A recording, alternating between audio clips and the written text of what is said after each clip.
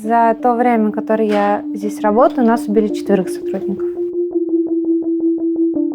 После этого по всей Луганской области развесили мои портреты. Я просто оказалась их шансом. Мы угоняли самолет, чтобы доставить ее и Козырева к Нагасанам. Война — это воронка, она туда засасывает. Там нет ни логики, ни смысла, ни радости никакой. Человек вообще хрупкий. Мы убивали и будем вас убивать, и нам не нужен ваш мир. Вот что такое новая этика. Людям все равно, с кем ты спишь, людям все равно, кого ты любишь, людям важно, если ты любишь кого-то. Ты на сколько застрахован? У таких, как ты, не должно быть детей. Охренеть. Этим людям нельзя позволять думать, что они тебе могут помешать. А ты знаешь что, Лена, а вот чем говорить это слово, ты бы лучше написала уже. Все, уходим. Скажи, Гордеевой, скажи.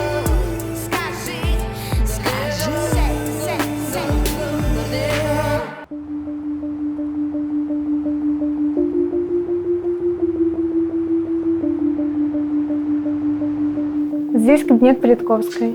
Вот она вот здесь сидела. Ты пришла вообще в журналистику и решила быть журналистом после того, как ты прочла заметки Политковской? Не совсем так. Я начала работать журналистом, потому что хотела заработать на сапоги. Так. Вот. А потом уже... Это была газета? «Северный край». «Северный край» в Ярославле? Да, в Ярославле. Они пообещали платить за каждую публикацию, поэтому я Сколько? тогда...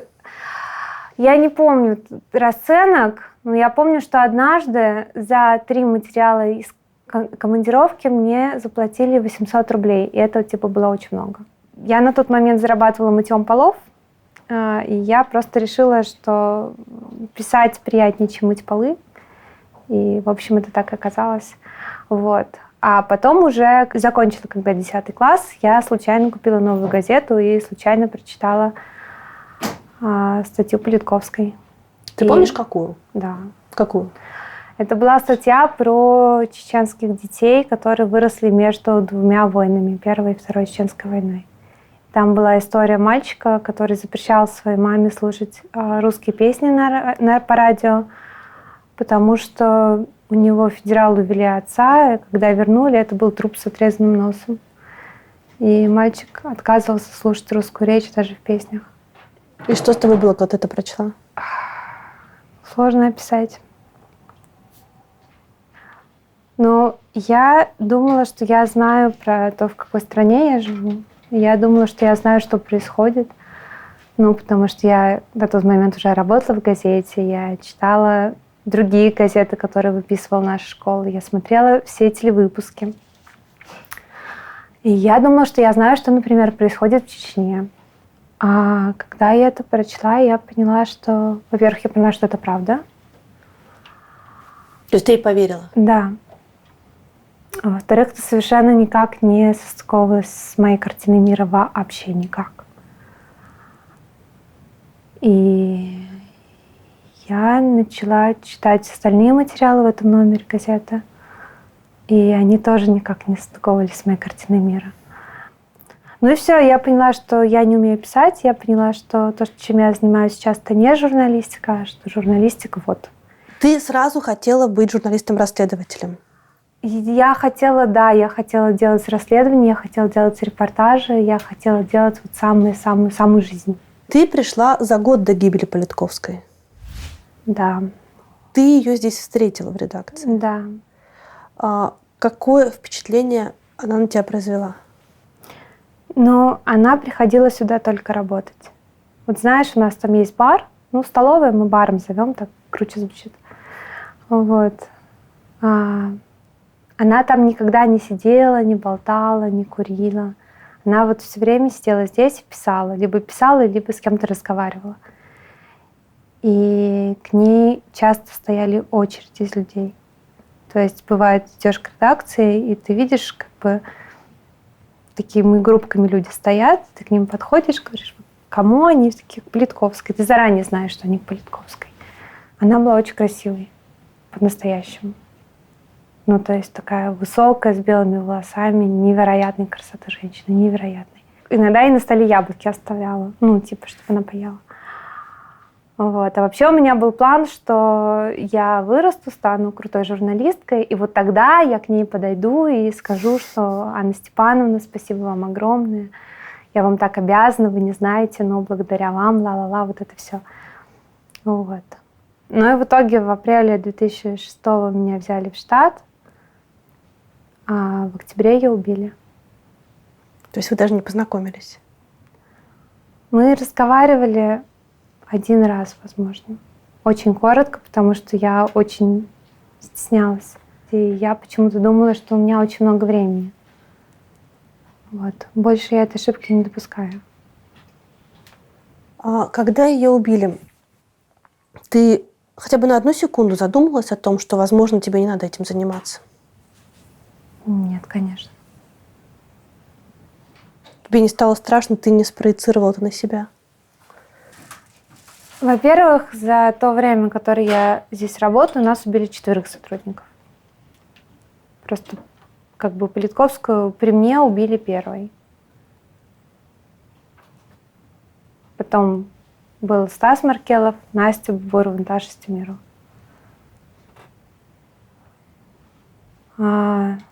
Знаю ли я, что риски реальны? Я знаю, да. Но рисков в жизни много. Ты можешь заболеть раком, тебя может сбить машина. Ты можешь сейчас заболеть ковидом и оказаться в той группе людей, которые переносят его исключительно тяжело. Вот. Считаю ли я, что этот профессиональный риск, а я его расцениваю как профессиональный риск, как-то обесценивает работу? Нет, я так не считаю. Считаю ли я, что эта работа становится менее ненужной из-за того, что тебя из-за нее могут убить? Нет, так не считаю. Ну, невозможно защититься от этого. Ну, то есть это либо случится, либо не случится. И как бы как-то перепланировать свою жизнь, отказываться от самого важного дела ради этого, ну, как бы я не вижу смысла. Тогда зачем жить вообще? Ну, знаешь, как наши мамы обычно говорят, не лезь на рожон, возьми тему попроще. Ну, ты знаешь, у нас в России как бы каждая тема имеет двойное, тройное дно. Ты можешь там миллиард раз написать про то, что Путин ест детей, он кровавый тиран и конченая мразь, и тебе за это ничего не будет. И ты можешь написать небольшую заметку о земельном конфликте вокруг какой-нибудь школы в Подмосковье, и на следующий день тебя найдут в канаве, да, с пробитой головой. Я серьезно говорю. Какой цвет? Серый, который немножко фиолетовый. Серый, который немножко фиолетовый. Magic. Пожалуйста. Твоя статья первой волны «Шторм» и твоя статья второй волны «Ночь, день, ночь», они, в общем, взорвали абсолютно аудиторию и «Новой газеты», и гораздо шире. И это было, ну, то, что называется, абсолютно передовой репортаж. Что тебя больше всего поразило в том, как российская медицина встретилась с ковидом? Ну, меня люди больше всего поразили, врачи. Ну, прям лучшие люди, которых я, в принципе, встречала в жизни, понимаешь? То есть они все это время были рядом, а я не знала их. Они прям самые лучшие, самые настоящие. У них, знаешь, у них даже в лицах нету лишнего ничего. То есть у них лица как с картин Возрождения, ну, картин Возрождения, когда люди смотрят, как бы не осознавая себя. Вот без какого-то вот этого вот. Как тебя туда пускали? Принято считать, что попасть в российскую больницу достаточно трудно, почти как в тюрьму. Ну, попасть в российскую больницу во время ковида трудно, потому что вначале тебе нужно преодолеть сопротивление главного редактора, который тебе говорит: нет, ты не пойдешь. Вот. Это Муратов. Муратов, да. А ему репортаж не нужен? Ну, вирус неизвестный, много рисков. Если ты умрешь, я себя не прощу. Ла-ла-ла, короче. Но в итоге ко мне подключился Юра Козырев, наш фотограф, и мы вдвоем, короче, Муратова в клещи взяли. И так пах-пах-пах-пах-пах. А потом уже было просто, потому что у меня был телефон Марьяны Анатольевны Лысенко, главного врача 52-й больницы. И я ей позвонила и спросила, не против ли она. Она сказала, что она за, но нужно разрешение Депздрава. А дальше Муратов выполнял свою главредакторскую функцию, звонил каким-то людям и договаривался. А дальше мне просто дали телефон пресс-секретаря 52-й, который уже знала, что мы придем, и тоже была за. И, в общем... Тебя не удивила эта открытость? Готовность увидеть журналиста, назовем это, оппозиционной газеты? Удивила. Ну, я не люблю, когда нас называют оппозиционной. Я тоже не люблю, но как я должна сейчас была коротко сказать? Независимой газеты. Да, правильно, независимой газеты. Удивило, ну, не то, что мы что типа мы новая газета, мы там враги государства, нет. Удивила, в принципе, открытость, потому что понятно, что в условиях пандемии, но мне кажется, как раз в условиях пандемии вот именно врачи, которые работают на переднем крае, они очень хорошо понимают, что от того, насколько точно общество будет себе представлять, люди будут себе представлять, что такое пандемия, что такое коронавирус, как это выглядит, и как этого избежать, зависит от того, сколько к ним завтра приедет скорых. И они, конечно, хотят этот поток сократить. Поэтому, когда мы честно говорили, зачем мы здесь, мы как бы встречали только поддержку со стороны врачей. Здравствуйте. Здравствуйте. Катенька. Здравствуйте. А я не одна? Катенька. А он меня уже видел сегодня. Я с Костюченко. И еще с ребятами. Смотрите, сколько нас. Ты понимаешь? Здрасте. Вот что такое вторжение. Вот что такое новая этика, по которой Костюченко топит все время, да? Вот оно вот это. Оказывается, бесцеремонно ворваться в разговор великого художника и главного редактора нефиг делать. Потому что, конечно, кто же не простит Гордеевой, понимаешь, то, что она это творит. Вот сегодня с утра материал «Ночь, день, ночь, день, ночь» прочитало 800 тысяч человек. При условии, что это приблизительно 50 тысяч печатных знаков. А она сейчас смотрит картинки, вот эпизоды Гордеевой смотрит. А вот когда человек написал, например, какой-то чувак возьмет, напишет севастопольские рассказы. Скажет, визуализируй. Да. А вот она взяла, написала текст. И мне кажется, что это большая литература. Да. Это просто. И «Шторм» просто, большая это литература, просто и большая «Норильск» литература. большая И литература. я горжусь страшно этим. Я им просто страшно горжусь. И прощается много. А вы ее сокращаете? Нет, там более сложная штука. Она называется «Смертельный скандал» по поводу каждого... Ржавчина, по-моему, у нас бесскандально прошла. Ржавчина хорошо. Ржавчина прошла у нас, с ней бесскандально. Бессимптомно. А все остальное у нас проходит, конечно, два головореза встречаются, упираются этими головами, которые хотят друг друга отрезать, и пытаются о чем-то договориться. Приблизительно так? Да. Чтобы не врать. Ну, кто побеждает? Оба. Ты знаешь, оба все же выходят. Все же выходит. Скандал, который разгорелся после «Ночь, день, ночь», когда ее и врача Харламову упрекнули в том, что она жестокосердая, и она сортирует больных по степени их перспективности для выживания, ведет себя по-фронтовому, да? И вдруг какие-то... Знаешь, когда у человека нет возможности стать властителем дум, он непременно становится блюстителем нравственности. Замечала, Катя? Да. Вот на нас обрушилась такая каста блюстителей нравственности и пыталась объяснить этому врачу, что он плохо себя ведет, а Костюченко, значит, пропагандирует фашистские штуки. И мы были с Леной должны написать заявление, мы по его поводу тоже головорезничали. Мы написали это заявление, и, кстати, ты заметил, дискуссия закончилась сразу. Было, да. Просто с одной точки, потому что этот человек 15 дней спасала своего больного, она измучена, она похудела на 15 килограммов, это врач Харламова, да? Она делает все для спасения людей, а ей пытаются сейчас втюхать диванную диванную историю. А она реально находится, что вот ее силы сейчас хватит вот на это, а вот на это уже не хватит, да? Оба репортажа упрекали в сгущении красок. Ты знаешь, это регулярно происходит с моими текстами, упрекают. Иногда говорят, что этого не было. Ну, даже с фотографиями, если все равно говорят, этого не было, это постановочная фотография. Это изменило твое представление об эпидемии? Но у меня до этого не было представления про эпидемию. Собственно, вот этот мой репортаж и был мой реальный опыт про первую волну. Как второй репортаж был реальный опыт про вторую волну. То есть, видишь, у меня очень такая ништяковая профессия. Я профессиональный свидетель. Я вижу и понимаю какие-то вещи, описываю их, мне за это деньги платят. Вот это меня до сих пор изумляет. Твой самый любимый текст? Ваш муж добровольно пошел под обстрел. Это про... Короче, тогда только началась война на Донбассе, и мы, как и тогда, так и сейчас отрицали участие свое в этой войне.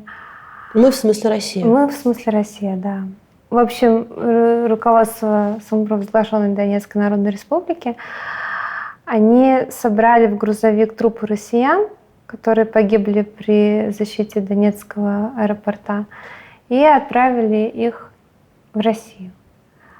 И за этим грузовиком какое-то время следовали журналисты, которые были на тот момент там. А потом грузовик исчез, растворился. После границы как бы стало непонятно, где этот грузовик. И меня отправили найти тела. И я их нашла. Где ты их нашла? В Военведе. Это В Ростове? В Ростове-на-Дону, да. Чего тебе стоило их найти?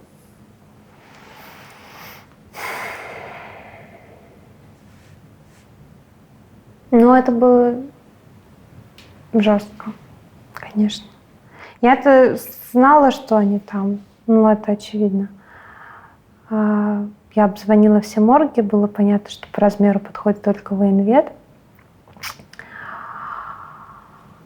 Вот. Потом я поговорила с одной семьей, которая забирала своего, но они были очень напуганы и не хотели со мной говорить. А потом мне передали с той стороны границы, передали имя человека, которого везли на фуре. И я нашла его жену, которая его искала по всем соцсетям. Не знала, жив ли он. И мы встретились, и дальше мы с ним вместе уже искали его тело. И сначала ей пообещали отдать, а потом ей сказали, что из-за того, что вы общаетесь с журналистом, мы вам не отдадим.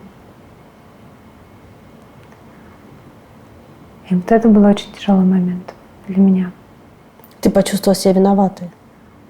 Я почувствовала, как будто мир рухнул. Во-первых, я не могла представить, что можно шантажировать человека тем, что ему не дадут тело мужа, да? Это, в принципе, сложно представить, да, Катя? То есть мне сложно невозможно представить. А во-вторых, да, я на тот момент очень уже сильно сблизилась с этой девушкой, Ляной, и мне было очень страшно. Я очень боялась, что они действительно мне дадут и тело. Я помню, это было 5 утра, когда я это узнала. Я просто вышла во двор, я позвонила своему редактору, сказала ему это все, и он говорит: Лена, ты успокойся, во-первых, им это тело нафиг не нужно. Просто нужно заставить себя заткнуться.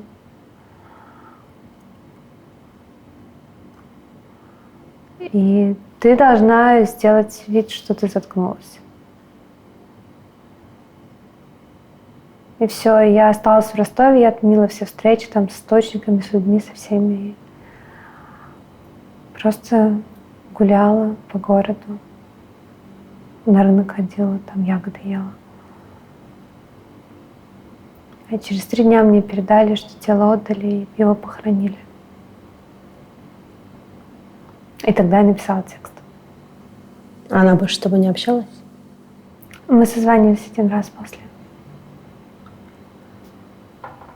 Слушай, ты 16 лет работаешь в журналистике. Ты не научилась выстраивать преграду между собой и своим героем? Конечно, научилась. Научилась? Да. Но ты сейчас рассказываешь историю совершенно противоположную. Но все равно эмоционально вовлекаешься иногда, Катя. Все равно, конечно. Но вообще, да, у меня в этом плане, я бы не сказала, что это моя прям первоочередная проблема. Я довольно легко схожусь с людьми и расстаюсь с людьми. Просто иногда обстоятельства их жизни бывают такими страшными, что это до тебя тоже доносится. Ну, то есть, знаешь, как эхо от взрыва все равно доносится, то же самое доносится до тебя. Это не в эпицентре, но до тебя долетело. И моя задача, собственно, передать эту волну дальше. То есть я не могу загораживаться там от эмоций, от впечатлений, от боли, от всего этого. Если я это сделаю, то я не сделаю свою работу. Но вот когда я работаю в поле, я не особо что-то чувствую чаще всего. Я заранее себя настраиваю, что я просто собираю информацию, мне нужно запомнить максимальное количество деталей. А потом, когда я уже выхожу из поля, и мне надо писать, уже мне надо все прочувствовать наоборот, понимаешь? То есть у меня как бы отложенные немножко эмоции получаются. И вот это тяжелый момент. Ну, то есть почему, собственно, мне сложно сесть за текст, потому что это снова вот в это все влезть и все обчувствовать изнутри, потому что, как ни странно, даже если ты очень хорошо пишешь, но при этом ничего не чувствуешь, читатель ничего не почувствует тоже. А если он ничего не почувствует, то он ничего не поймет. Вот это круглый зал. Что здесь происходит? Танцы? Танцы, планерки, летучки, собрания. Все внутриредакционные конфликты разбираются вот здесь. Ну, то есть, если кто-то на кого-то наехал и хочет сатисфакции, то все собираются вот здесь и разговаривают. Вот. Вот это наши погибшие сотрудники, да.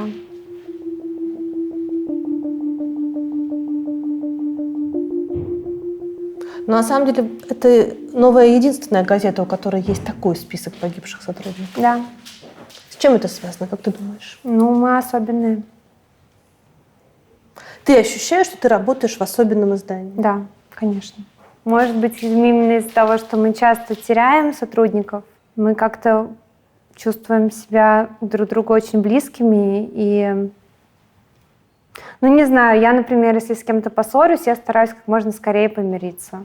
Потому что, опять же, да, неизвестно, что будет завтра с тобой, с человеком. И не хочется оставлять каких-то, знаешь, там хвостов или там с благодарностями то же самое. Если ты кому-то благодарен, говоришь прямо сейчас. Ну и да, то есть как бы здесь, ну как бы я выросла, и мало какое место на земле для меня так дорого, как это. У тебя были идеи когда-нибудь уйти из Новой? Ну, бывает, что я боюсь, что меня выгонят. Ну, тебе смешно, но знаешь, у меня бывают такие периоды, когда я полгода не могу текст сдать. Это тяжело. А они тебе зарплату платят при этом? Угу. А ты человек, который бывает, что по полгода не можешь тексты сдать? Ну, слушай, у меня бывают депрессии. Когда у меня депрессия, я вообще ничего не могу делать. Ну, я могу лежать, могу сидеть. Ну, вот 2 агрегатных состояния. Как бы редакция знает про эту проблему и оплачивает мои медицинские счета и платит мне зарплату, пока я не выздоровлю. Да. Как это происходит? Ты звонишь и говоришь своему редактору: «Здравствуйте, у меня депрессия»? Да. Ну, или Муратов, например, может позвонить, спросить, как дела. И я ему честно говорю, что нормально или еще что-то. И если я начинаю извиняться, он говорит: не извиняйся, я же знаю, что ты не сочкуешь, в принципе, никогда. Вот, что если ты не делаешь, значит, ты не можешь. Вот. Ну, это редко происходит. Если бы это происходило там постоянно, конечно, я бы здесь уже не работала. Но это бывает время от времени, и для меня, конечно, это супер ценно, что в нашем психофобном обществе наша редакция совершенно адекватно относится к тому, что да, что вот я такая, что у меня бывают депрессии, и иногда я физически не могу работать. И это не повод меня списывать в отвал, а это повод меня поддерживать всеми средствами, способами. И потому что они знают, что когда я выздоровлю, то я сделаю какие-то вещи, которые больше никто не сможет сделать. Как ты понимаешь, что у тебя наступила депрессия? Да банально. У меня, во-первых, выцветают все цвета. Все становится неярким. Вся еда становится невкусной. Исчезают все положительные эмоции, весь спектр постепенно. Апатия, все время спишь там по 12, по 13, по 14 часов в день. Вот.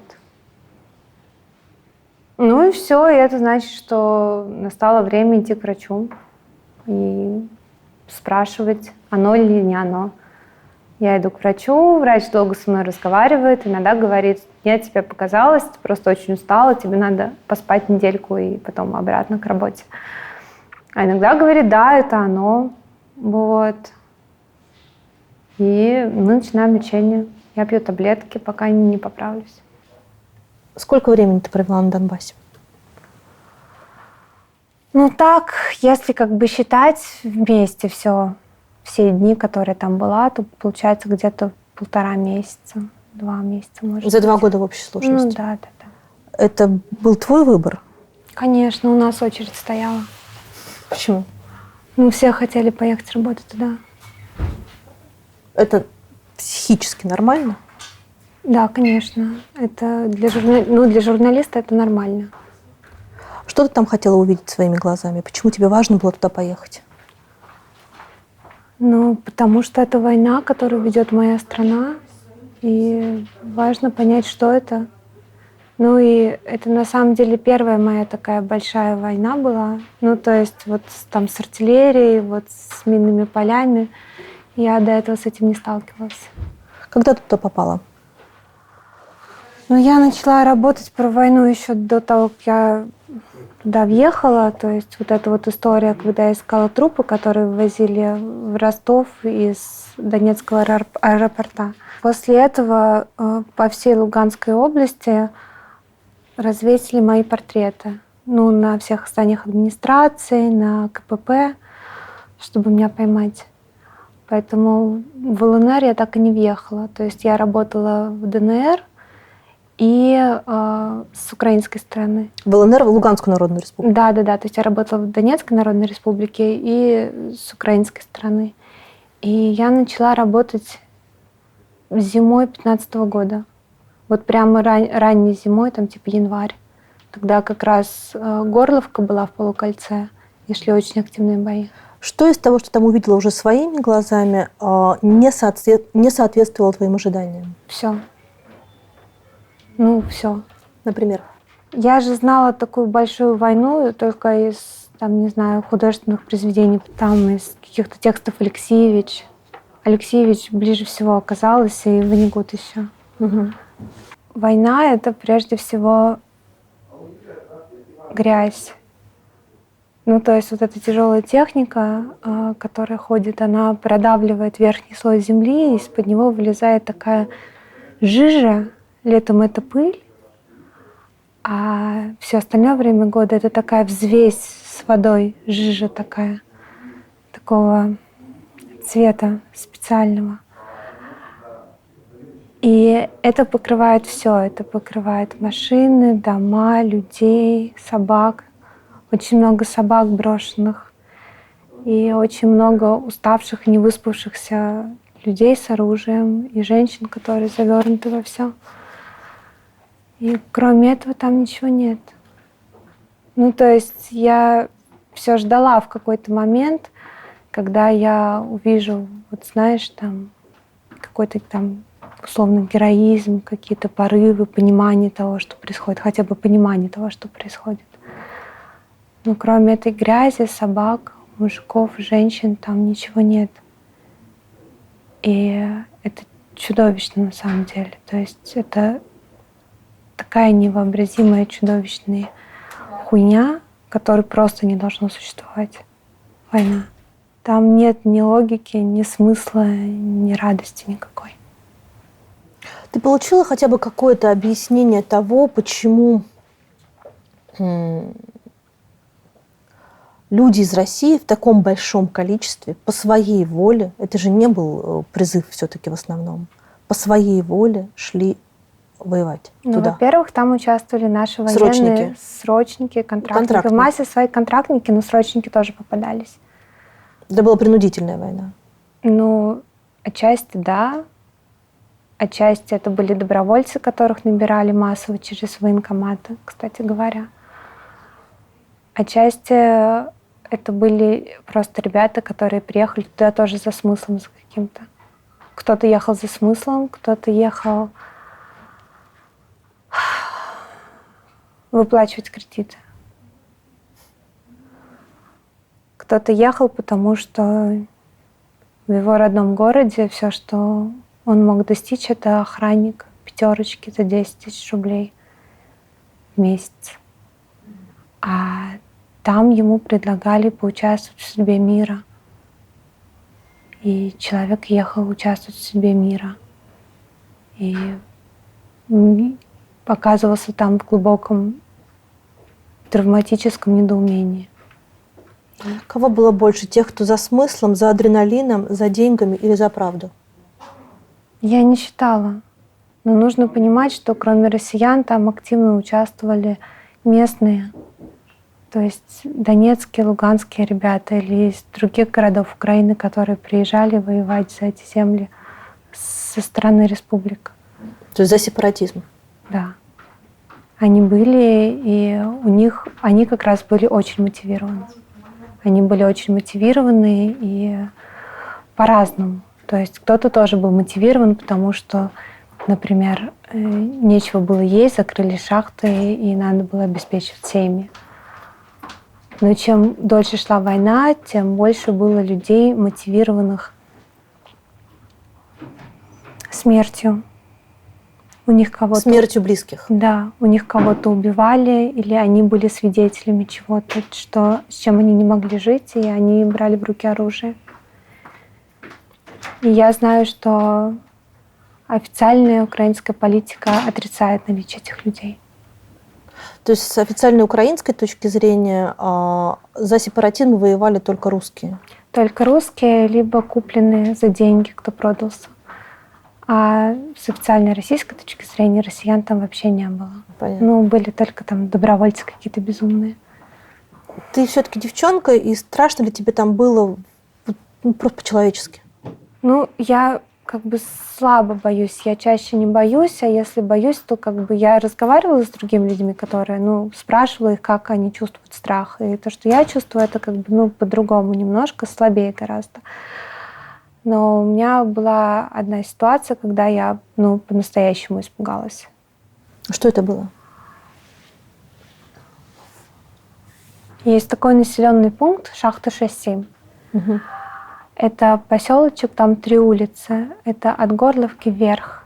И когда я там работала, он находился между двумя, ровно на линии фронта. То есть с одной стороны стояла ДНРовская рота, и там, кстати, не было ни одного россиянина на тот момент. То есть только украинцы? Да. С другой стороны стояли украинские войска, и они с друг другом перебрасывались артобстрелами, и все, что не долетало, падало на шахту 6-7. И мне надо было туда попасть. И с обеих сторон меня уверяли, что там никого нету, что там только 2 человека. А я сказала, хорошо, мне надо, поговорить с этими 2 человеками. И, в итоге я убедила там ротного с ДНРовской стороны, и мне дали провожатого, и меня пропустили. То есть я пошла туда, поехали мы туда, в шахту 6-7. И оказалось, что там в подвале школы с начала войны живет 47 человек, включая 4 детей. И там мы попали под артобстрел, но я как-то была с людьми, это было не очень страшно. Мы спрятались в этот подвал жуткий. А потом, когда мы оттуда уже уехали, уже была ночь, стемнело, И я осталась ночевать вот в конторе, бывшей шахтной конторе, которую занимала как раз рота ДНР сейчас, на данный момент. И мне дали койку в комнате с 2 девочками. Они были продавщицами до войны. А одна из них как бы стала медсестрой, а вторая стала снайпером.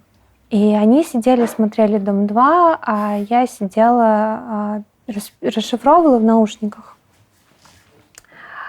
И тут меня, так знаешь, мягко подкидывает на кровати, вот так как раз волной, так и обратно. И я снимаю наушники и вижу, что девочки так очень, ну, как бы в темпе, но не особо бегом начинают выходить в коридор.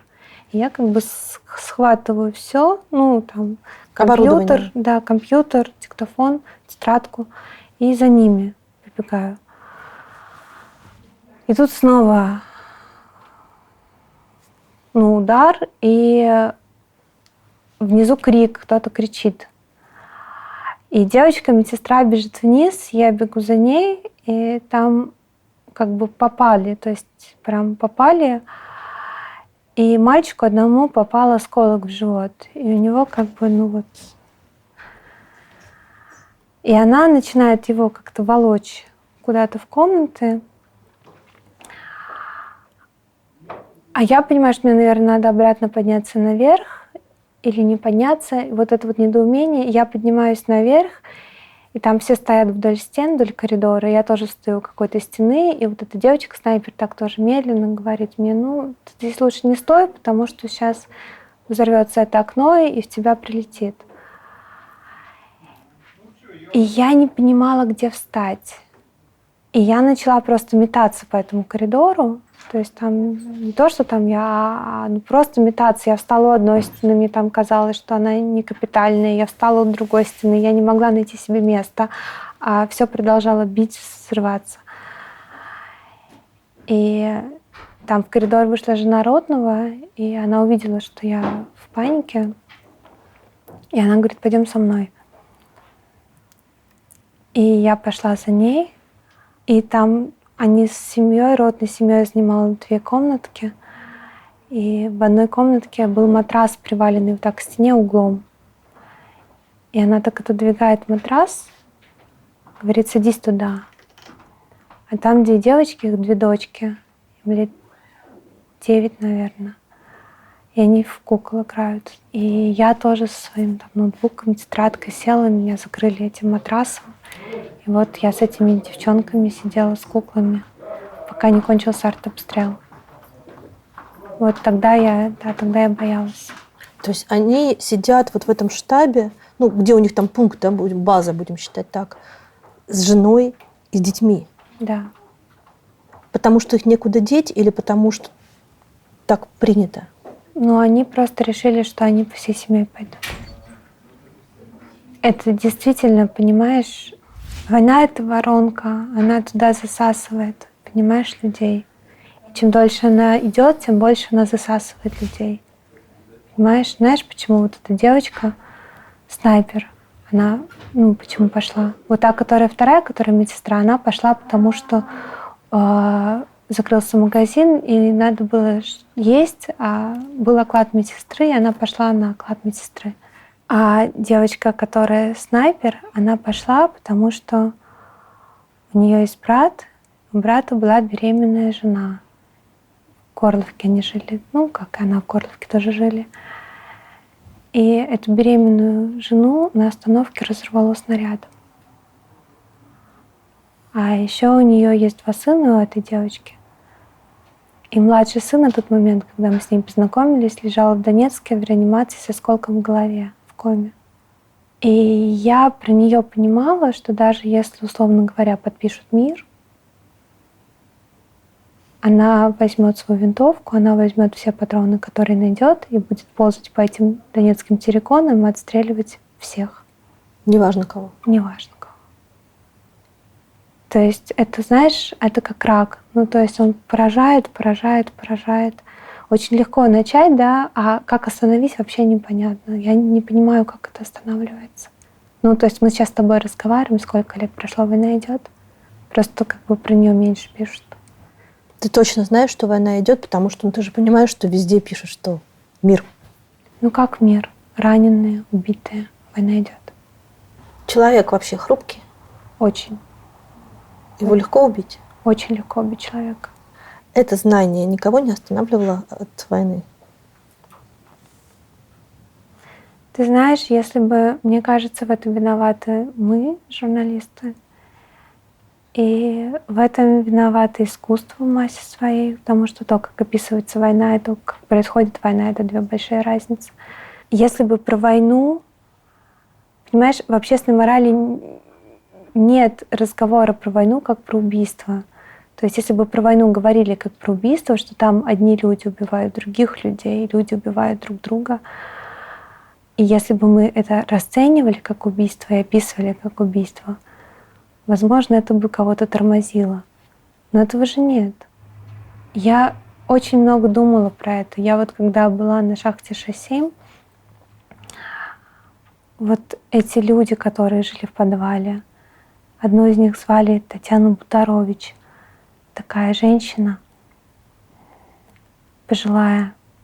И она в какой-то момент начала со мной говорить, и она говорила одно и то же, но она говорила 5 минут, она говорила: воевать нельзя, воевать никак нельзя, воевать никогда нельзя, воевать, никому не нужна война, никому не нужна война, никому, никому, никому. И она говорила это все время. А я это расшифровала и прямо так дала в конце текста. И до этого описала все как есть, да, вот эти вот люди, которым все равно, кто с кем воюет, которые просто оказались вот в этих жерновах и не могут выбраться полгода, и смерть, их поселок уже разрушен, они живут в подвале школы и делят крупу стаканами, и вот это все. И мне казалось, что я пишу, ну, во-первых, что я пишу как есть, во-вторых, что это очень антивоенный текст. А потом, когда этот текст вышел, его обе стороны растаскали на цитаты прямо в комментариях и начали спорить, кто лучше, Путин или Порошенко, и бить друг друга этими цитатами. И тогда я поняла, что, понимаешь, вот есть, да, такое понятие язык войны, что мы должны найти язык мира. То есть какой-то язык, на котором мы можем как бы говорить об этих вещах, не давая как бы энергии в эту воронку, а наоборот забирая эту энергию в этой воронке, понимаешь? Но я не могу найти этот язык сама. Ну, то есть мне нужна помощь. И я говорила с журналистами, с украинскими журналистами на эту тему. Ну, была какая-то конференция, и как раз была тема язык войны, и я говорю: давайте мы вместе, мы здесь. И российские журналисты, и украинские, давайте мы вместе поищем. И тут в зале поднимается человек и говорит: мы убивали и будем вас убивать, и нам не нужен ваш мир. Когда ты вернулась, тебе не было страшно заходить в супермаркет, слышать там резко отъезжающую машину, хлопающую дверь и так далее? Это было. Я оказалась... Ну, я в какой-то момент была вынуждена уехать из России там по определенным причинам ненадолго. И я уехала в Испанию, и там оказалась на фестивале. Там есть такой фестиваль, когда делают фигурки, ну, такие большие статуи из папье-маше. Раскрашивают. А потом сжигают. Сжигают. Да, это в Барселоне такое есть. Я недооценила, я вот только что была под обстрелами, и тут оказалась там, а там еще в эти дни принято петарды кидать. И я буквально там шла по улице, я шла, там прошла 50 метров, рядом взрыв, я падаю. Ну, то есть у меня как бы тело быстрее меня соображало. Я падаю, начинаю на четвереньках отползать куда-то, а люди вокруг пугаются, начинают меня хватать за руки, спрашивать: что с вами, что с вами. Я говорю: все хорошо, все хорошо. Встаю, там снова прохожу 50 метров, снова взрыв, я снова падаю. Ну, то есть удовольствия я там не получила, конечно, от этого фестиваля. Единственный текст, который, наверное, не вышел, твое расследование о самоубийстве Русланы Коршуновой. Ты пошла во всю эту историю по своей собственной инициативе без задания редакции. Да. Почему? Ну, потому что дура была, если честно. Потому что я на тот момент на редакцию была обижена. Тему, которую я очень хотела, отдали другой девушке. И хотя обещали мне. И я была очень-очень зла.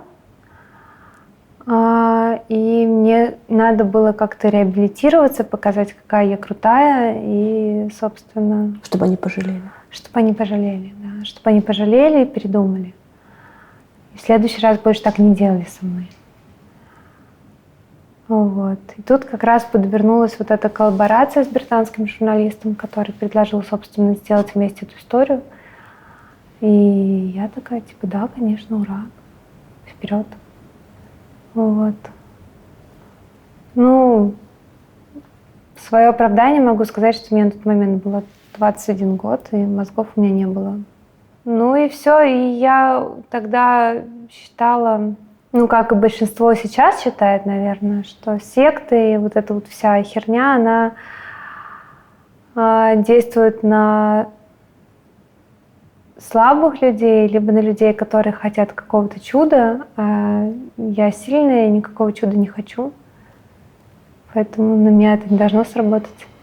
Поэтому я, собственно, так вот быстро и как бы не особо подумав нырнула. То есть ты попала на тренинг «Роза ветров». «Роза мира». «Роза мира». Да. Это тренинг или коучинг, как это вообще называлось? Тренинговый центр. Тренинговый центр. Который оказался сектой. Ну да, мы как бы на тот момент уже знали, что это секта, потому что Руслана Коршунова, собственно, самоубилась после этих тренингов, и журналист, который занимался этим расследованием, он нашел еще 2 женщин, одна из которых самоубилась, вторая из которых тоже пыталась самоубиться, но неудачно, и лежала в психушке. И мы уже знали, что это секта, просто надо было, в смысле, была гипотеза, что это секта, мы не знали точно. Надо было это подтвердить или опровергнуть. И я повесила на себя аппаратуру и пошла. Вот. И ты попала тоже под это влияние? Ну да, потому что на самом деле это на всех срабатывает. У нашего мозга есть ошибки обработки информации, которые срабатывают на всех. Мы биологические существа, и мы несовершенны. И совершенно не важно, во что ты веришь, какие у тебя установки, насколько ты сильный или слабый человек. Если тебя посадить в закрытое помещение и 12 часов, 5 дней в неделю определенным образом сговорить с тобой, то крыша поедет.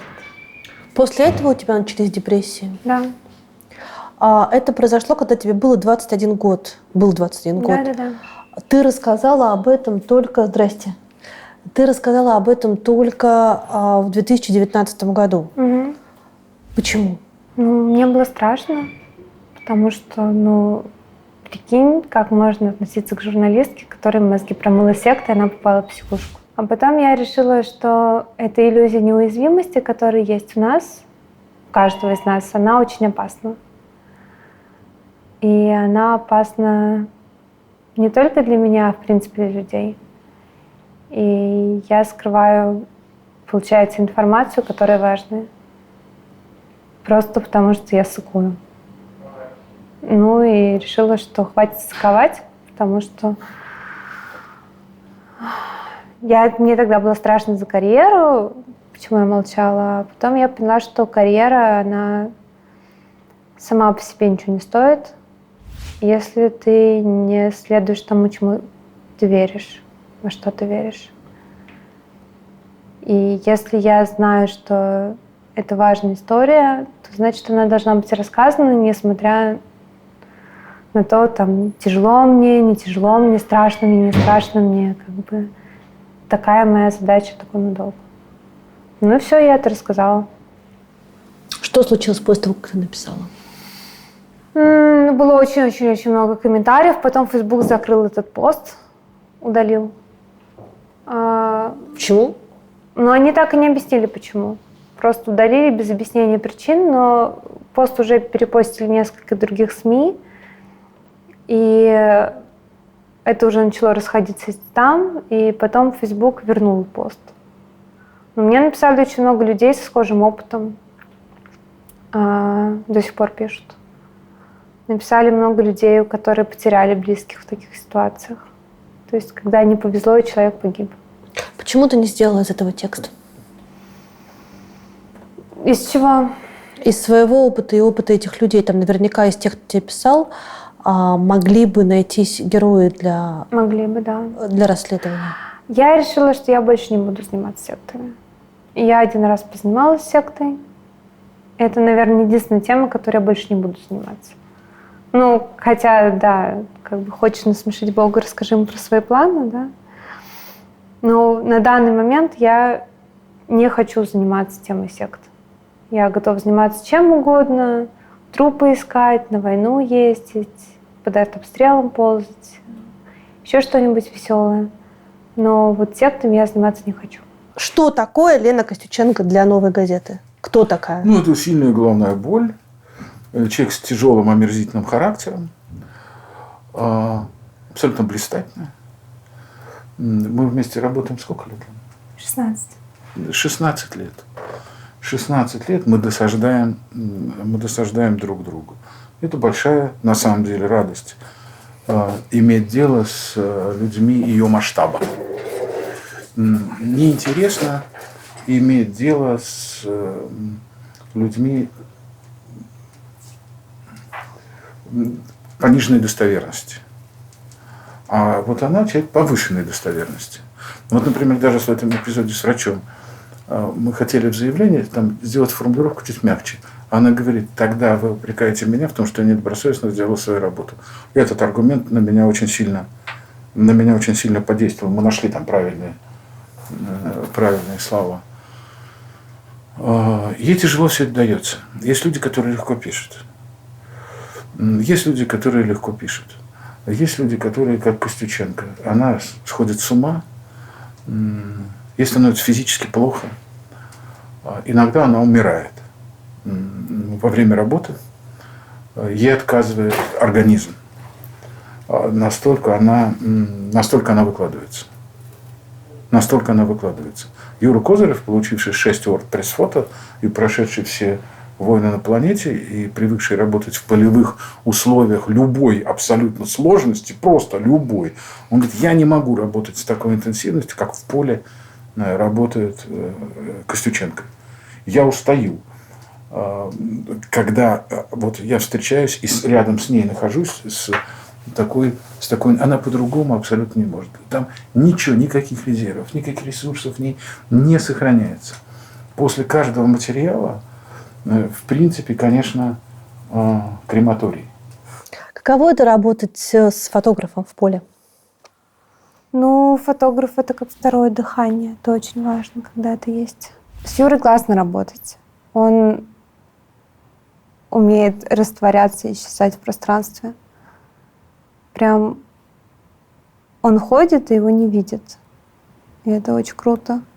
У него огромное количество практического опыта. То есть он там прошел там... Ну, он же военный репортер. Он военный репортер, да.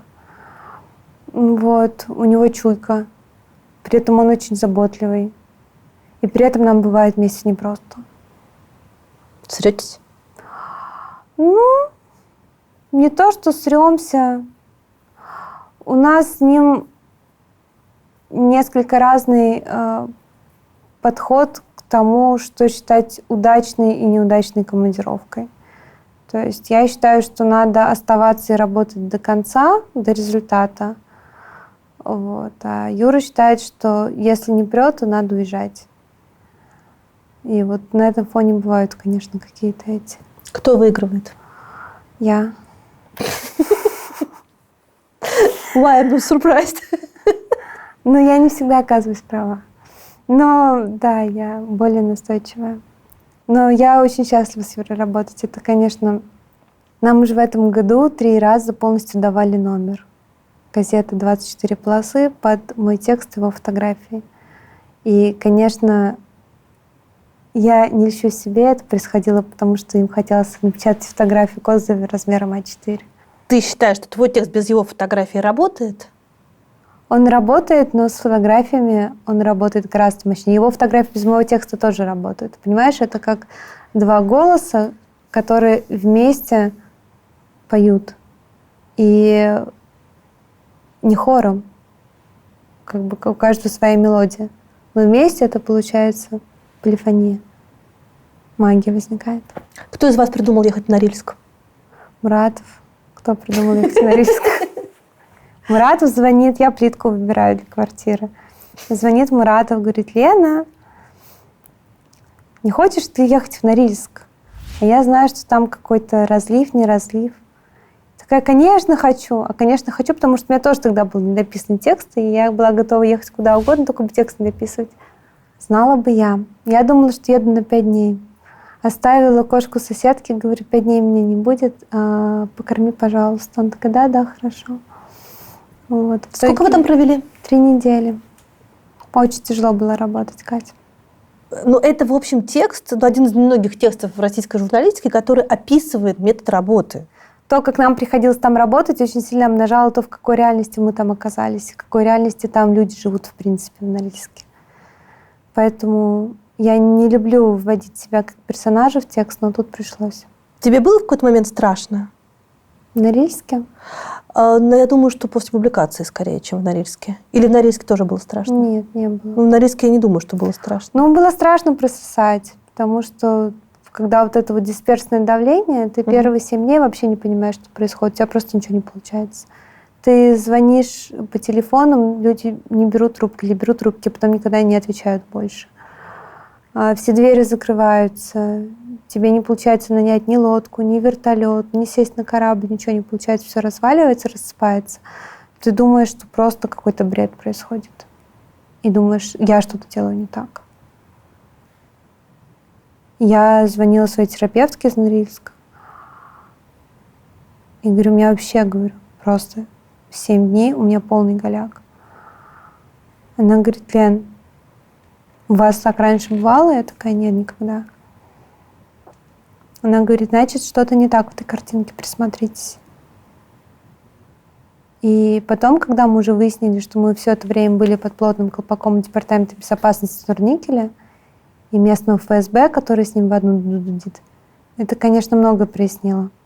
Но мы это выяснили не сразу, поэтому первую неделю и я, и Юра, мы думали, что мы просто какие-то конченые неудачники. А дальше уже было просто делом принципа остаться и доработать до результата. Потому что, понимаешь, этим людям нельзя позволять думать, что они тебе могут помешать. Это опасный прецедент. Очень крутое замечание, что ты звонила своей терапевтке из Норильска. Ты консультируешься с психотерапевтом по рабочим вопросам? Нет.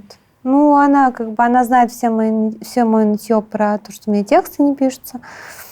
Вот. Но просто мне было очень тяжело. У меня в Норильске первый раз была ситуация, когда я не могла есть. То есть я так нервничала, что я не могла есть. У меня никогда такого не было. Ни на войне, ни на революциях, ни в женозене, нигде. Я всегда пожрать, поспать, мое любимое. А тут меня просто тошнило. Я думала сначала, что это из-за газа, а потом такая типа... Ну, в общем, я ей позвонила, потому что у нее есть медицинское образование, узнать, что это может быть. Она сказала, что это нормальная реакция организма на сильный стресс. Я говорю: ну, на войне у меня же не было такого. Она говорит: ну, значит, эта ситуация для вас более стрессовая, чем война. Я говорю: но здесь ничего такого не происходит. Она говорит: ну, значит, вы просто пока не поняли. Ну, в общем, она умная женщина, я рада, что с ней можно советоваться иногда. У тебя есть посттравматический синдром? У меня однажды был, сейчас уже нет. После войны? Нет. Нет? После женозены. Как ты оказалась, фактически первым журналистом в мире, который прорвал информационную блокаду женозена? Я приняла правильное решение в поле, и мне помогли местные. Мы приехали туда, со мной было еще 3 журналиста из других изданий. Мы летели одним рейсом и решили на одной тачке добираться до женозена из Актау. И ребята... Там в этот момент происходят как бы странные события. Мы знаем, что там вроде как расстреляли демонстрацию нефтяников, рабочих нефтяников. При этом телефонной связи с городом нет, город заблокирован. Но, к счастью, водитель, который нас везет, знает, когда пересменку блокпостов, и мы проезжаем в этот момент. И мы приезжаем же на Зен, видим очень много силовиков на улицах, вот прям таких закованных в броне. Слышны выстрелы, дым. И ребята, с которыми я еду, они как-то решают ходить всей группой, потому что русских там нет. Ну, то есть русских очень мало в Жаназене. И я им говорю, что это неправильное решение, мы будем задержаны очень быстро. Они говорят, ну, ничего страшного, ты преувеличиваешь. Я говорю, ну, тогда я пойду сама. И я отошла от них, и через полчаса их задержали всех и выслали из города. А я подошла на улицу к женщине, спросила, что происходит. Она говорит, ты кто и откуда? Я говорю, я из «Новой газеты», из Москвы. И она говорит, пойдем со мной. И мы пошли в ее дом. Она меня переодела в свои вещи. И дальше меня водила от дома к дому. Там, где погибшие, где раненые, сотрудники морга, врачи.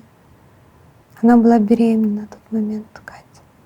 И она меня водила вместе со своими маленькими детьми, чтобы нас не задержали. А ее старшая дочка под пальто носила мою сумку с тетрадками, потому что ребенка не обыщут. Охренеть. И когда я ее спросила, зачем ты мне помогаешь, она сказала, я помогаю не тебе. Я просто оказалась их шансом. Понимаешь? Если бы не их помощь, не храбрость жаназенцев, которые говорили со мной тогда, ничего бы не было. Об этом бы осталось неизвестно. Мне просто выпала честь такая, понимаешь? И что потом тебе снилось? Тогда у меня не было посттравматического синдрома. А через полгода я решила, что надо вернуться и поискать могилы. Потому что власти говорили о 14 убитых, а я знала, что их как минимум 64. И я приехала туда, искала могилы. И нашла могилу. И только когда я стояла на этих могилах, я поняла, что я ничего больше не могу сделать. Потому что я же не могу начать разрывать землю руками или лопатой.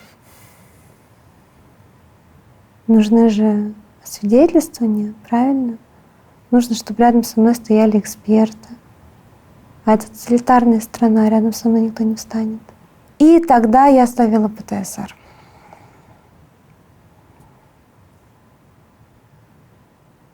То есть, понимаешь, я тяжело переживаю ощущение собственного бессилия. Вот когда там все вокруг летает и взрывается, мне нормально.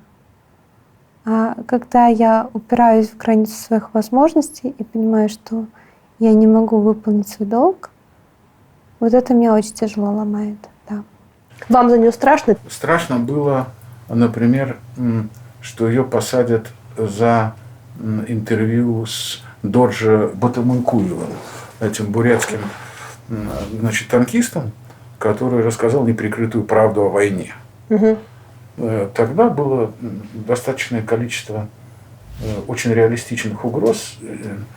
Мы до сих пор про это там сильно не рассказываем, но доносы, которые пошли на нее, и угроза возбуждения уголовного дела по измене Родине, это вот висело тогда, да. И весь, значит, вот 14, 15, 16, нет, 15 и 16 все-таки годы, когда она вплотную работала на фронте, да, тогда было страшнее, чем сейчас. Здесь редакция в большей степени может их защитить. А тогда было страшно и за нее, и за ее коллег, за Лену Рачеву, за Олю Боброву, которая еле жива выбралась, написала блестящий очерк «Мост». Да. За всех, кто работал на фронте. Ты на сколько застрахован?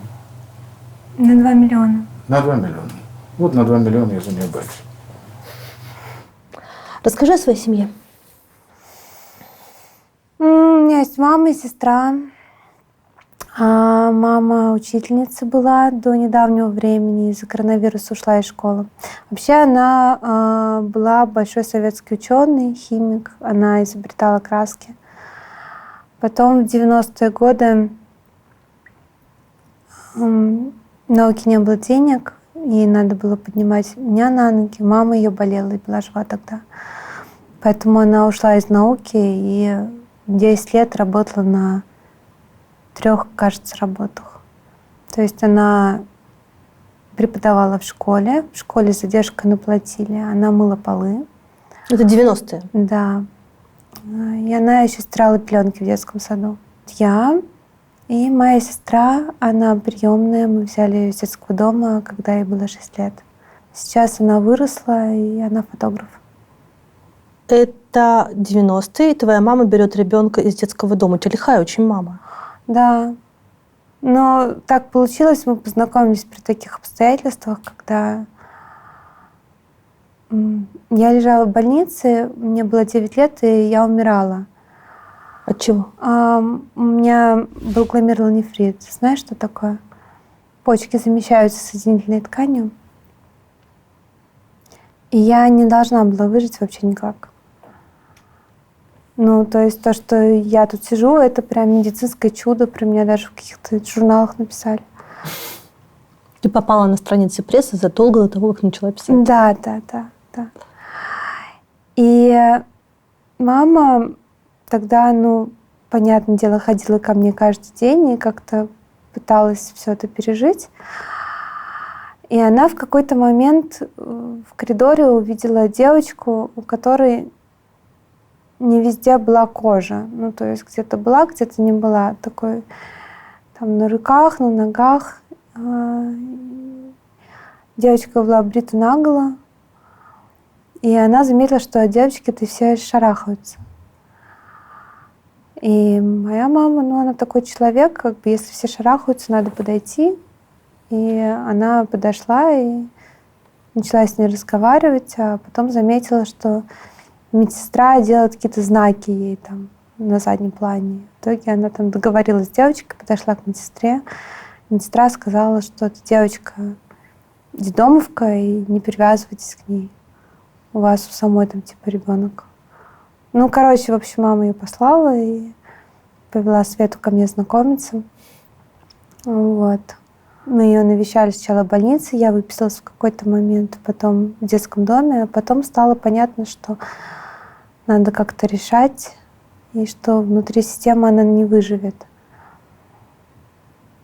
И мы ее взяли. А что за болезнь? Оказалось, что это пелагра. Это если ребенка не кормить белками вообще, если не давать ему ни мяса, ни рыбы, а это все растаскивали, да, то кожа начинает исчезать.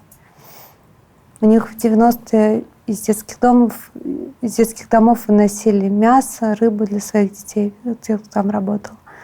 А этих кормили... Тем, что оставалось? Да, каши, макароны. В каком возрасте ты начала зарабатывать деньги? 9 лет. Что ты первое сделала? Я пела за деньги долго. У тебя классный голос? Нет, я же хотела быть певицей тогда. Но у меня не хватает таланта, на самом деле.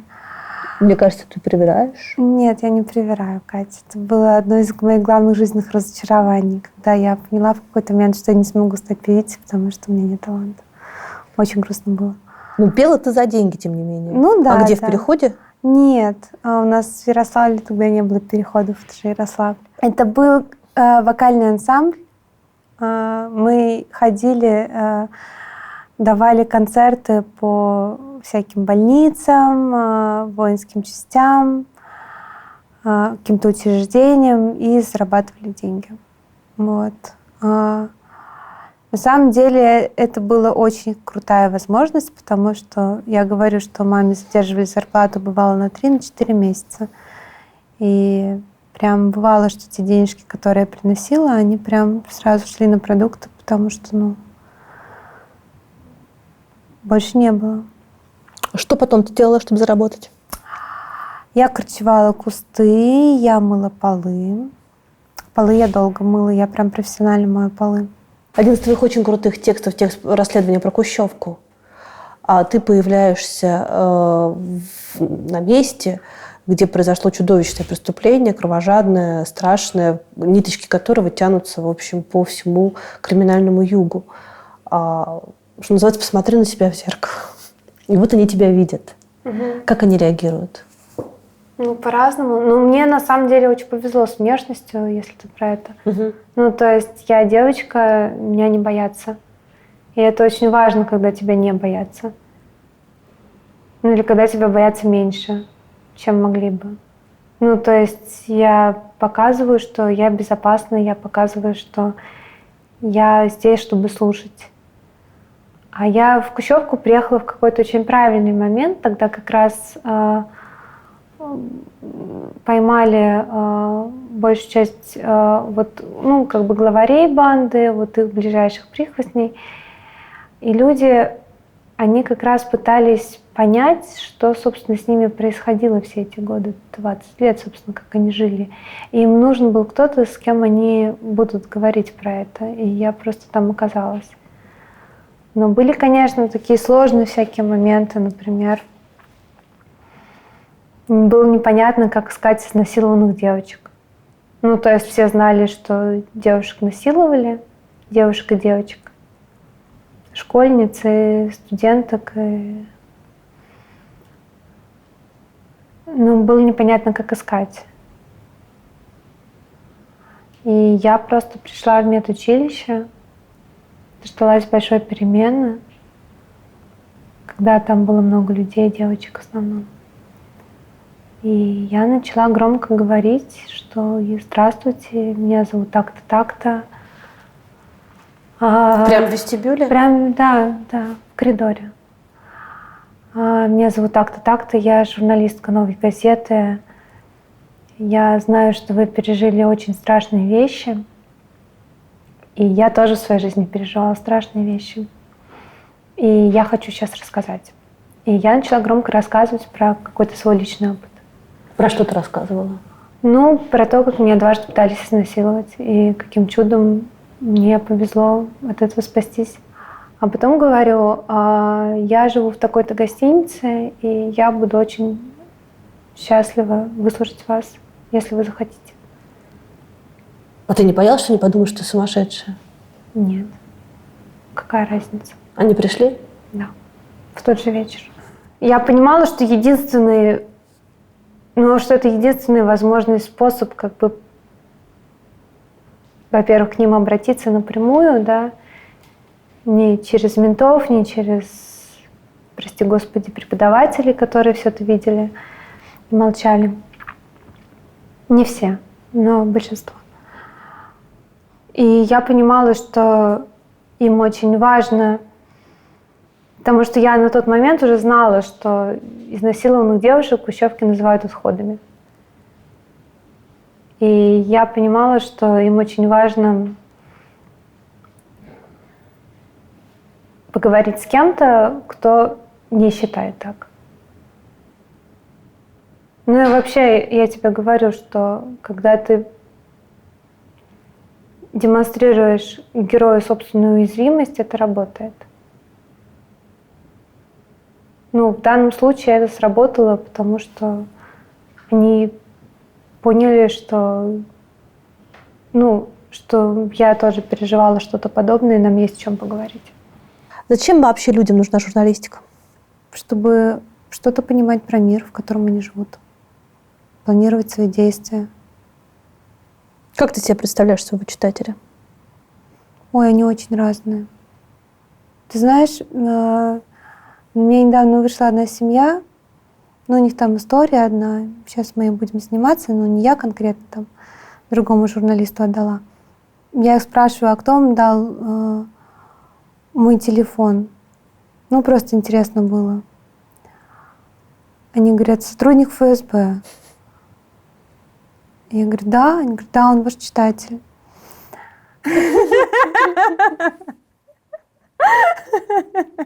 Как вы себе представляете вашего читателя? Ну, вот так вот. Ну, по-разному, слушай. Нас Путин читает, например. Нас читают в тюрьмах, бумажную газету очень читают. Маленькие города, деревни, большие города. Что нужно делать, чтобы стать хорошим журналистом? На самом деле очень мало нужно сделать, чтобы стать хорошим журналистом. Это очень простая работа. Ты слушаешь людей, что они тебе рассказывают, и потом пересказываешь так, чтобы это было интересно. И все. И важно как бы просто их слушать, не осуждать, принимать, когда тебе врут. Ну и все, по сути. 5 самых крутых журналистов в нашей стране. Но из тех, кто круче всего пишет, Шура Буртин, конечно, без сомнения. Из репортеров Герасименко, Риттер. Из интервьюеров Дудь, а из расследователей Роман Анин. То есть один человек работает с тобой в одной газете. Кто? Анин. Анин сейчас у него свой проект. Я специально называла не свои газеты, потому что это нечестно. Как ты относишься к 90-м? Ну, это отвратительное время. Люди старшего поколения обычно говорят, что это время, которое подарило нам свободу. Люди старшего поколения, ты имеешь в виду московских журналистов, которые тогда получали типа $900 и столовались по всем этим олигархическим кафе и плевали на свою страну? Ну, если верить им, то да. А 90-е годы – это эпоха, с одной стороны, Ельцина, который действительно каким-то образом влиял на свободу слова, а с другой стороны, это время начала войны в Чечне. Ну, это время начала войны в Чечне, это расстрел парламента. Какой мы можем говорить о свободе, если у нас был расстрелян парламент танками? Прости. Как бы Путин — это прямое продолжение 90-х. И когда начинают противоставлять Путина и 90-е, говорить, что вот в 90-е было ого-го, а тут стало херово, значит, что в 90-е нас кормили хорошо, а сейчас похуже. Я чаще слышу вот эту историю. Был у России хотя бы один момент, когда все можно было поправить? Я имею в виду в политическом смысле, в смысле свободы действительно слова и в смысле свободы людей внутри страны. Ну, 89-й, наверное. Но мне тогда было 2 года. Я сейчас скажу 89-й, мне скажут, что ты тогда жила. Я скажу, да, я тогда салаты ела на маминой кухне, кашки. Мне кажется, что тогда был момент, когда все могло получиться. Ты смотрела сериал «Чики»? Угу. Офигительный. Офигительный. Там есть линия, которая, она такая не сильно очевидная, но мне она страшно ценная. Это линия взаимоотношений, собственно, этих чик и их родителей, которые там представлены одной героиней, Викторией Толстогановой. И основная претензия этих девчонок к своим родителям заключается в том, что у вас был супер шанс сделать мир лучше. Вы все проебали и променяли на дорогие машины и возможность покупать шмотки в московских торговых центрах. Ну, а мы сейчас проебываем свой шанс. Вот я прямо сейчас сижу и проебываю этот шанс. Каким образом? Ну, а каким образом? Что я делала для того, чтобы моя страна лучше жила? Что я делала для того, чтобы мои дети росли в лучшей стране? Ты? Я. Ни хера не делаю. Ой, Лен. Ну, Кать, ну правда, ну чего? Я пишу какие-то вещи, которым там кто-то ужасается. Но по факту мое поколение не имеет права ничего предъявлять предыдущему, потому что мы точно такие же, к сожалению. И те там 15-летние, которые сейчас выходят на площади, они смотрят на нас точно таким же презрением, как мы в свое время смотрели на поколение своих родителей. И они справедливы, это презрение справедливо. Что ты хотела бы от себя, чтобы сделать? Что ты считаешь, что ваше поколение должно сделать, чтобы на вас не смотрели с презрением? Ну, мы должны поменять власть. Каким образом? Ну, сейчас мы наговорим тут на несколько статей УК, да. Ну, давай поговорим, ты вырежешь потом. Как ты собираешься менять страну, которая большинство людей в этой стране устраивает? Большинство людей Эта жизнь не устраивает, поверь мне. Я езжу по очень многим местам. Большинство людей считает, что мы живем недостойно. Но они ничего не делают. Ну и мы ничего не делаем. Значит, всех все устраивает. Значит, наше жалкое существование нас устраивает больше, чем те риски, те потери, которые мы понесем, если будем менять. По факту получается так.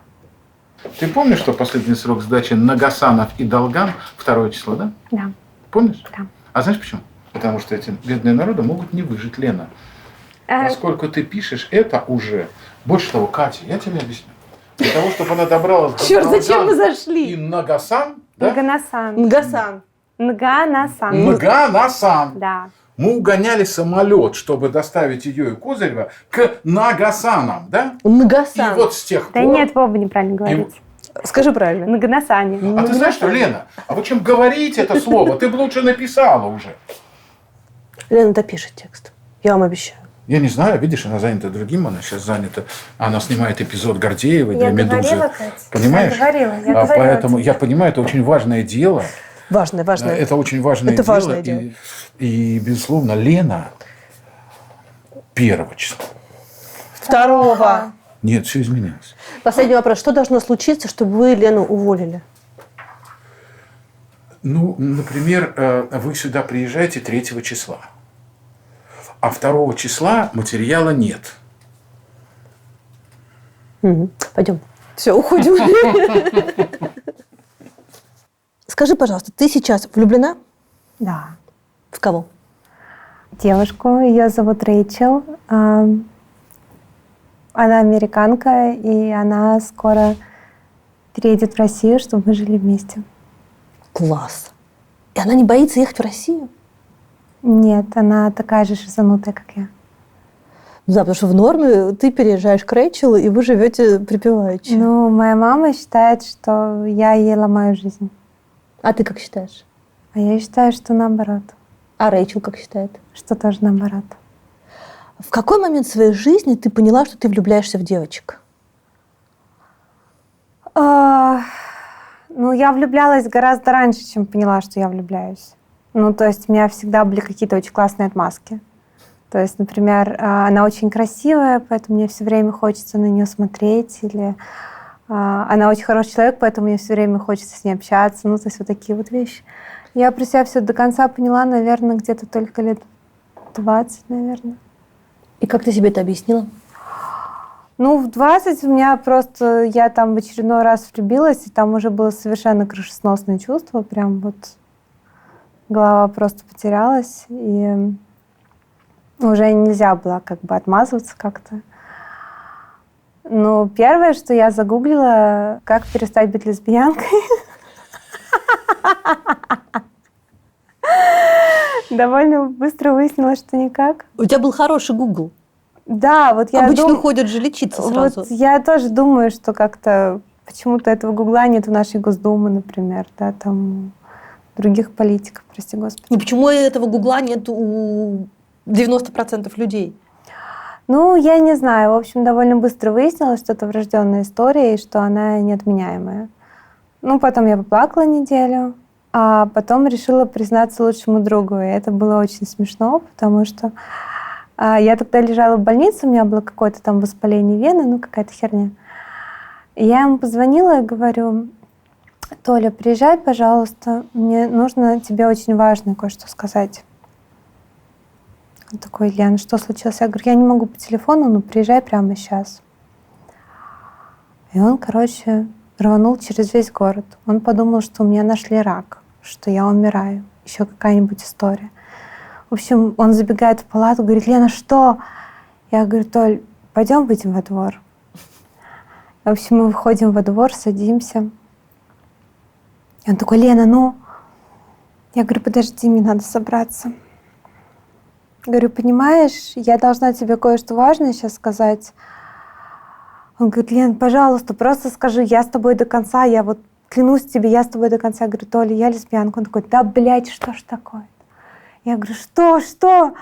Он такой: Лена, я думал, ты умираешь, я думал, у тебя рак, я думал, что-то случилось, я думал, что... И что ты лесбиянка? Какая разница вообще, блядь, какого хуя? Я пережил 2 самые худшие часа в моей жизни, пока ехал сюда по пробкам. И что ты лесбиянка? Ну и что? И как-то это меня отрезвило. Сейчас я на самом деле очень рада, что я лесбиянка. Сейчас я прям понимаю, что мне офигенно подфартило. В чем?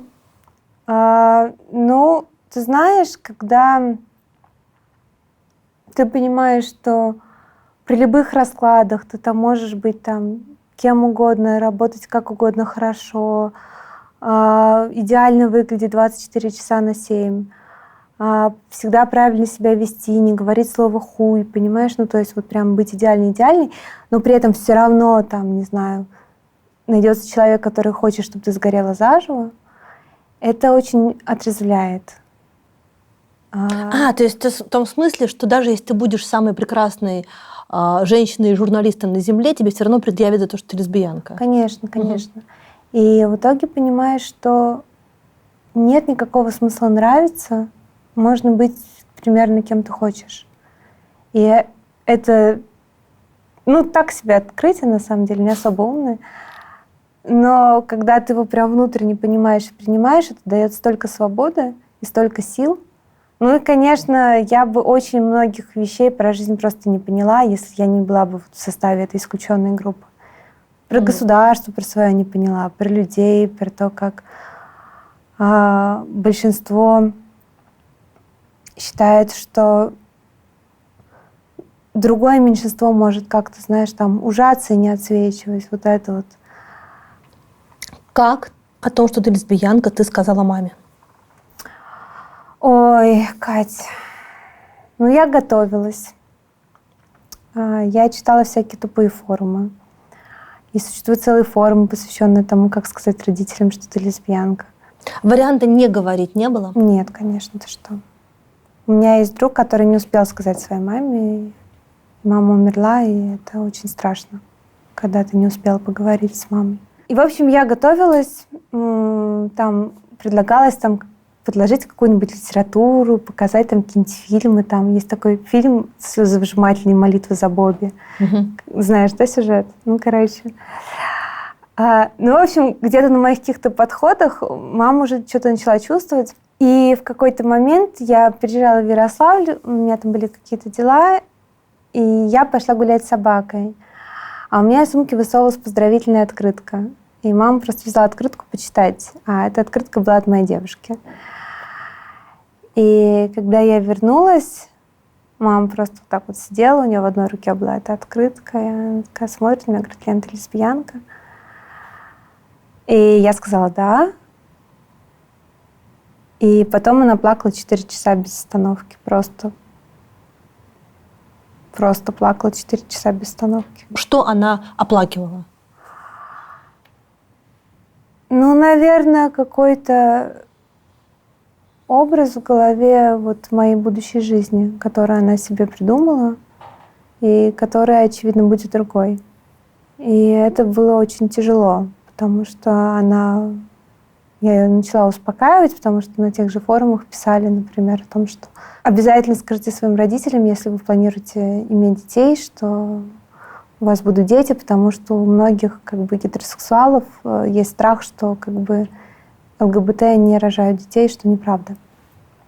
И я говорю: мам, говорю, спокойно, у тебя будут внуки, у меня будут дети. И тогда она сказала мне: у таких, как ты, не должно быть детей. Нет. Да. Это давно было. Она уже не думает так, и правда очень ждет внуков, и я ее давно простила. Но она сказала это. Можешь объяснить, почему? На самом деле, твоя мама, по большому счету, не первый человек, который так говорит.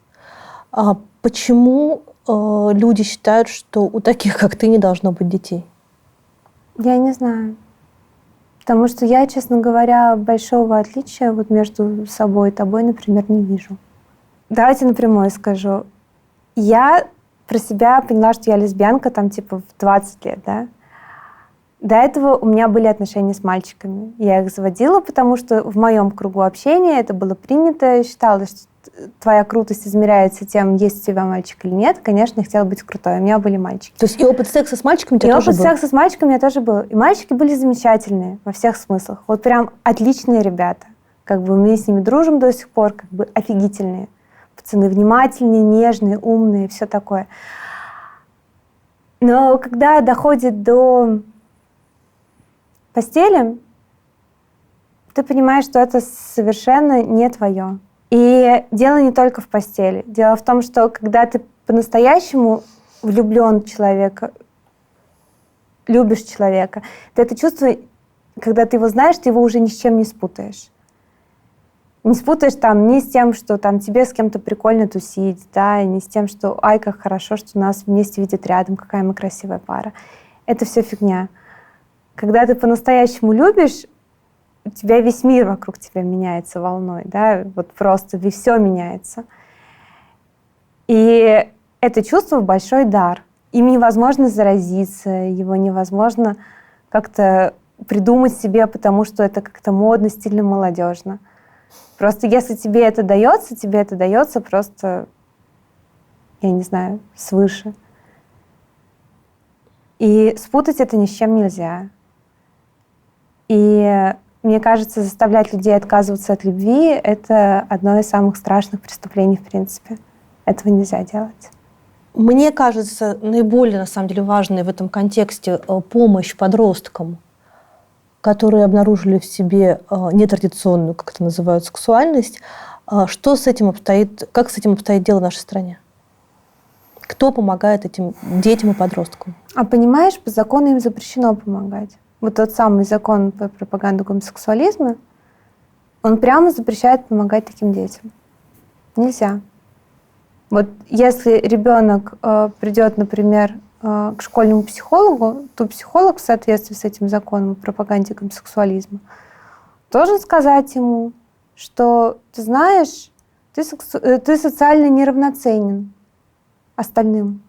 Потому что в законе написано, что мы социально неравноценны вам.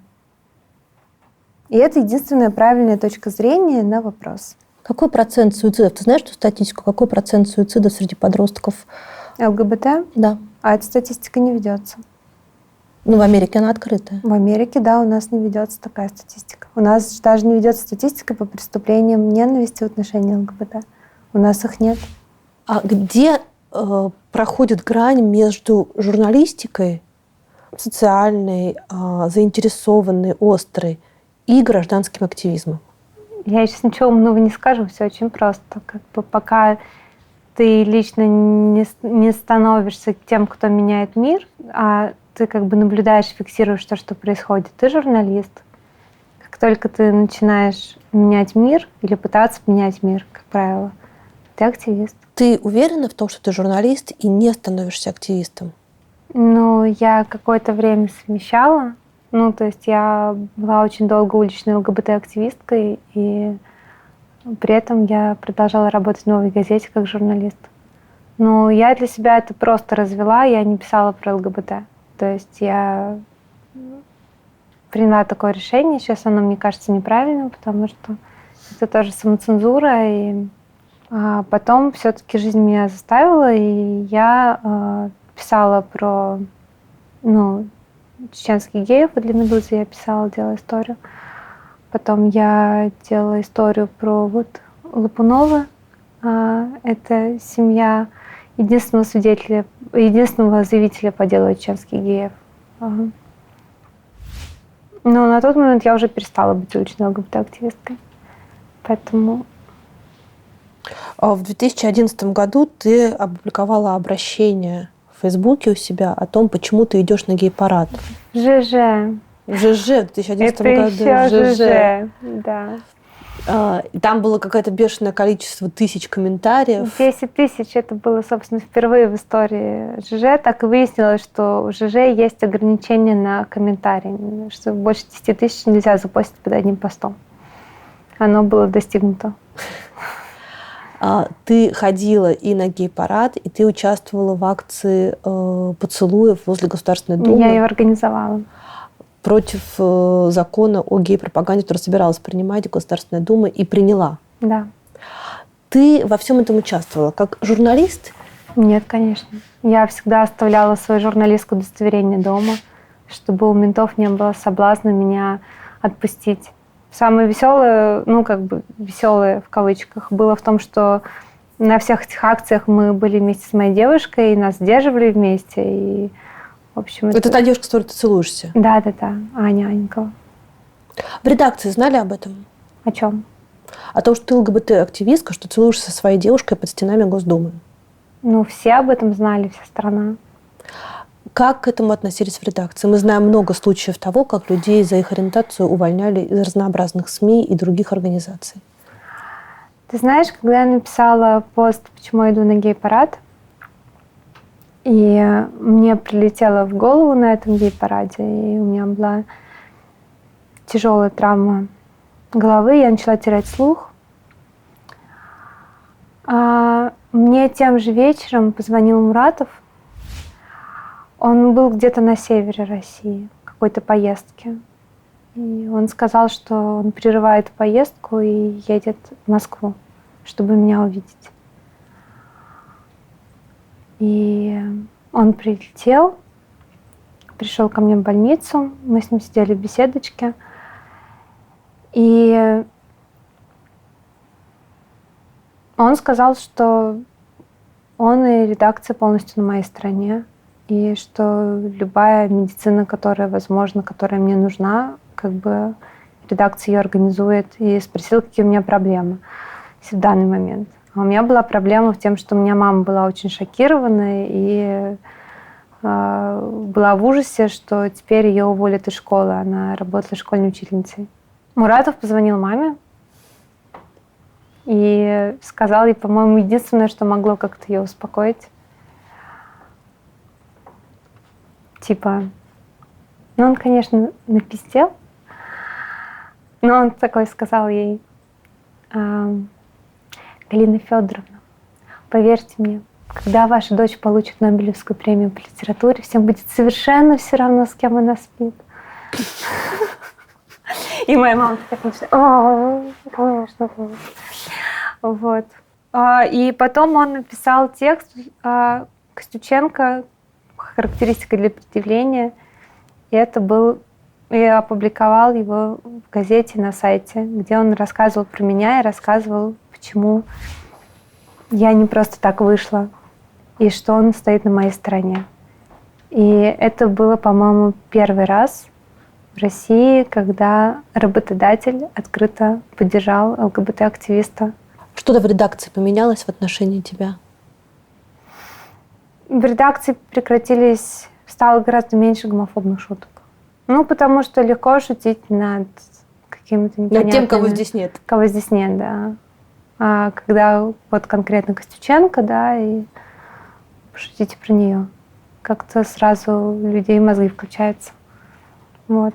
Вообще, мне кажется, что тот мой выход, он именно в журналистской среде многое поменял в плане тональности материалов об ЛГБТ. То есть, конечно, я это не приписываю только себе, но просто, когда ты пишешь про кого-то абстрактного, да, каких-то странных фриков, которые выходят на площади, их бьют, задерживают, они выходят все равно, их бьют, задерживают, они выходят все равно, и непонятно, чего они лезут, чего им не хватает. Можно же ебаться тихо по углам, правильно? Зачем хотеть права? Зачем вам такие же права, как нам? Это одно дело. А когда это оказывается твоя коллега, которую ты знаешь лично, начинаешь выбирать слова и, может быть, задумываться больше. А в отношении спикеров, ньюсмейкеров, твоих источников и героев твоих репортажей что-то меняет факт твоей ориентации? Некоторым очень любопытно становится. То есть все такие типа: ничего себе. Но по факту нет. Я очень боялась, когда писала пост, когда выходила, что я не смогу работать в поле. На самом деле всем все равно. То есть Россия гораздо менее гомофобная, чем ее представляют те же самые депутаты Госдумы. Людям все равно, с кем ты спишь, людям все равно, кого ты любишь, людям важно, если ты любишь кого-то, если ты способна на любовь. Вот. А кого ты любишь, им все равно. Что ты почувствовала, когда ты прочитала поправки к Конституции, по которым мы голосовали? Сложно описать. В соответствии с этими поправками, скорее всего, ты не имеешь права иметь детей. Нет, я имею право иметь детей. У меня будут дети.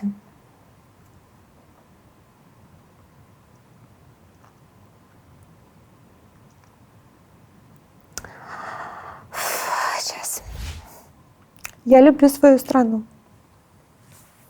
Когда Новый год, мы там все садимся за стол, и потом играет гимн, мы все встаем, всей семьей. Правда? Да.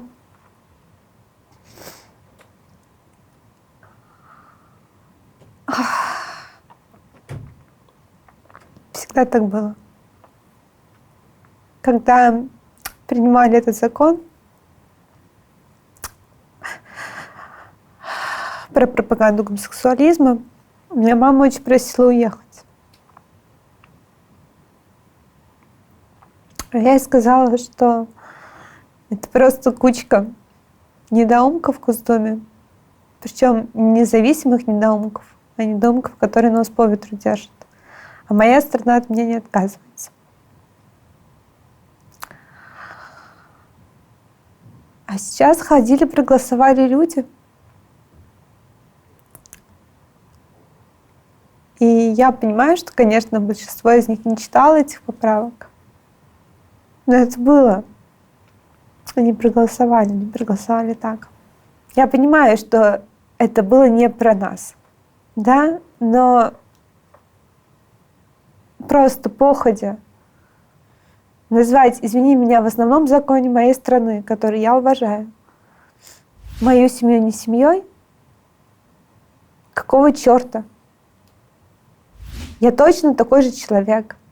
Я также работаю, я плачу налоги. Я люблю. У меня есть девушка, которую я люблю больше жизни. И она любит меня.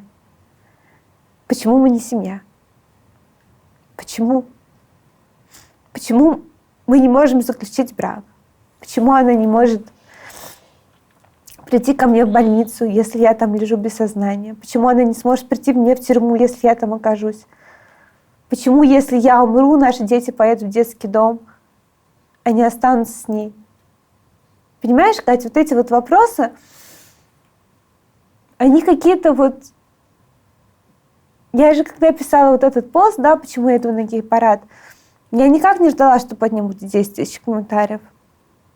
И что вообще это вызовет такую волну, потому что мне казалось, я говорю какие-то такие очевидные вещи, ведь нет ничего отвратительнее неравенства.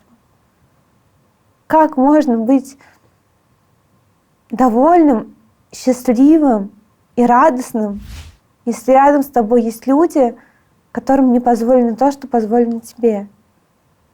Ну, просто по факту рождения. Это же чудовищно, это же отвратительно. Что должно произойти в России, чтобы ты уехала?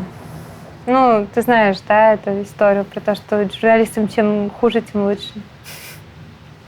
Я правда много про это думала, Катя. Ну вот, в Берлине есть еврейский музей, и там есть один зал такой кругленький, и он посвящен журналистам, которые вот когда, собственно, Гитлер приходил к власти, которые писали все как есть. Там про погромы, про их партийные собрания, про то, что происходило с евреями, что происходило там, здесь. И эти журналисты, они практически все либо как бы в итоге эмигрировали, либо были убиты.